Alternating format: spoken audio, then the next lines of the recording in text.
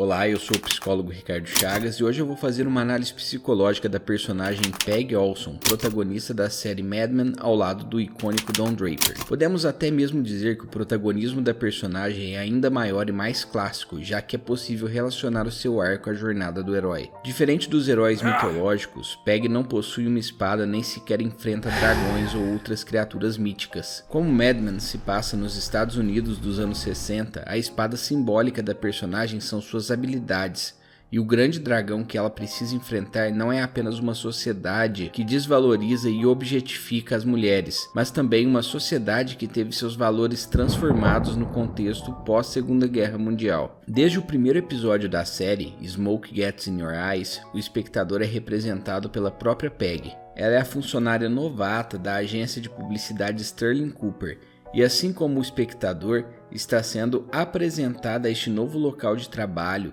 e a essas novas pessoas que farão parte de sua vida na próxima década ou nas próximas 7 temporadas, no caso do espectador. É perceptível que Peggy se veste e se comporta de maneira diferente das outras mulheres que trabalham na Sterling Cooper. Ela é uma garota do Brooklyn e seus pais são católicos romanos tradicionais, um contraste nítido ao culto à personalidade de Carnegie que já imperava nas empresas da Avenida Madison. Você já deve ter ouvido falar de Dale Carnegie, autor do famoso livro Como Fazer Amigos e Influenciar Pessoas. Ele foi um homem revolucionário e suas palestras sobre falar em público, que inclusive tiveram início na escola noturna da Associação Cristã de Moços, na própria cidade de Nova York, marcaram a transição entre duas diferentes culturas. Tanto nos Estados Unidos como posteriormente em grande parte do Ocidente, a sociedade passou a cultuar a personalidade em detrimento do caráter. Isso quer dizer que o culto à personalidade que se iniciou nos anos 1910 alcançava uma força significativa no contexto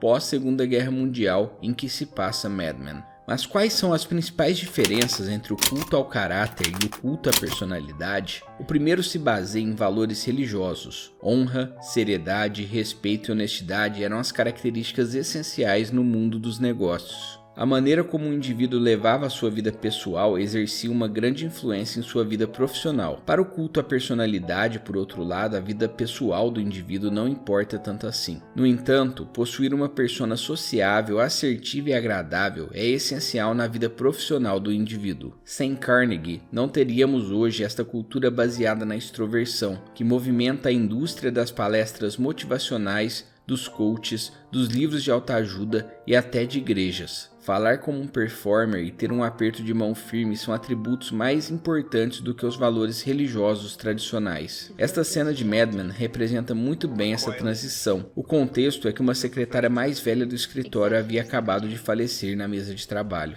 She was born in 1898 in a barn. She died on the 37th floor of a skyscraper.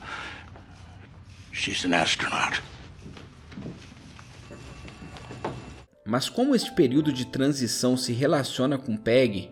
Como eu disse no começo do vídeo, iniciamos a série através dos olhos da própria personagem, que acabara de se formar na Miss Devers, uma tradicional escola de secretárias de Nova York. Como sua origem familiar é tradicional e religiosa, esse primeiro contato com a Sterling Cooper se torna uma situação de estranheza, pois ela veio de um contexto onde o culto aos valores prevalecia e chegou em um local onde o culto à personalidade era a regra. Joan Holloway, gerente administrativa do escritório, até tenta se tornar mentora de Peggy. Joan sugere naquele primeiro contato e posteriormente em muitos momentos da série que Peggy se vista de maneira menos conservadora para ser levada mais a sério. Entretanto, Peggy rejeita sua mentoria e é frequentemente alvo de chacota entre os colegas de trabalho. O mentor de Peggy se torna justamente um homem, que é por acaso seu próprio chefe, Don Draper. Peggy admira os talentos e habilidades publicitárias de Don, e ao longo da série percebemos que ela também pretende se tornar uma mente brilhante da publicidade. Todavia, Peggy encontra 2 obstáculos. Ela não é uma pessoa assertiva, e não há nenhuma redatora mulher na agência. Logo, ela precisa treinar suas habilidades sociais em um contexto desfavorável para qualquer mulher. Ao longo das temporadas, a evolução de Peggy é percebida através da brilhante atuação de Elizabeth Moss, que progressivamente muda o tom de voz e as expressões faciais da personagem ao longo das temporadas. Aos poucos, a tímida secretária de Don Draper se torna uma publicitária tão genial quanto seu mentor. Mas isso também tem seu preço, já que em muitos momentos Peg precisa sacrificar sua vida pessoal em detrimento da vida profissional. Existe todo um contexto social da época que influencia os pensamentos dos personagens, como por exemplo o movimento feminista dos anos 60. Mas como esta é uma análise psicológica, vou focar mais nos aspectos psicológicos. Algo que muita gente não sabe é que habilidades sociais podem ser treinadas e aprimoradas. Uma pessoa cujo comportamento é predominantemente passivo pode se tornar assertivo caso tenha paciência e disciplina para tanto. O próprio Dale Carnegie administrou cursos sobre o assunto. Entretanto, ser assertivo, em essência, é diferente de ser simpático. Uma pessoa extremamente agradável e sociável pode se comportar de maneira passiva simplesmente para agradar um cliente ou um colega de trabalho. Ser assertivo consiste em opinar de maneira não agressiva. Analisando dessa maneira, as outras funcionárias da Sterling Cooper eram, assim como Peg, passivas, embora estivessem treinadas para sorrir e serem mais sociáveis. Peg não se tornou necessariamente sociável, mas assertiva ao impor sua opinião em um ambiente predominantemente masculino. Em uma cena do 6º episódio da 2ª temporada, Maidenform, os publicitários discutem a campanha de uma empresa de lingeries. Paul, um dos membros da equipe, tem a ideia de relacionar o produto com duas mulheres ícones da época, Jackie Kennedy e Marilyn Monroe. Ele diz que todas as mulheres podem ser classificadas como Jackies, ou seja, o símbolo da esposa elegante, cheia de classe e de postura social invejável, ou Marilyns, o símbolo da mulher sensual e independente. Para provar seu argumento, Paul classifica as mulheres do escritório como Jackie ou Marilyn, o que incomoda Peg, e ela se impõe dizendo que as mulheres não podem ser definidas por um padrão. I don't know if all women are a Jackie or a Marilyn. Maybe men see them that way.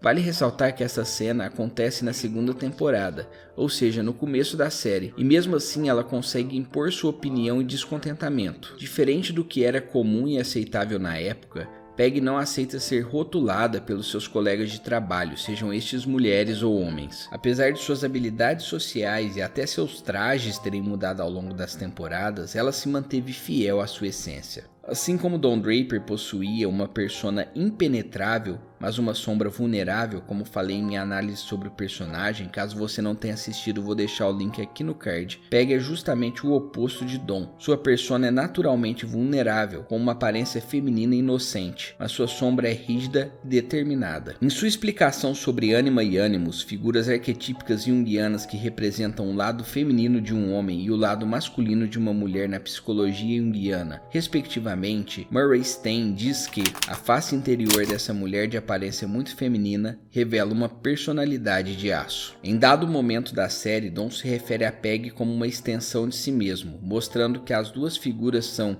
de fato, opostas, embora complementares. Seguindo este mesmo raciocínio, tanto Don representa o papel arquetípico de mentor para Peg, quanto Peg representa o papel arquetípico de mãe para Don. Ou seja, estes personagens são equivalentes em suas essências, mas mudam o papel arquetípico de acordo com a necessidade emocional do outro. Peg é muito mais do que uma mulher que conquistou seu espaço em um ambiente de trabalho predominantemente masculino. Ela é o símbolo de uma geração que precisou lutar pelos direitos de igualdade da mulher. Uma personagem que, mesmo tímida e conservadora em seus valores familiares, conseguiu abrir espaço para tantas outras depois dela. Se você gostou da análise, se inscreva no canal e ative o sininho. Deixe aí nos comentários qual outro personagem você gostaria de ver por aqui. Não se esqueça de deixar o like e até a próxima.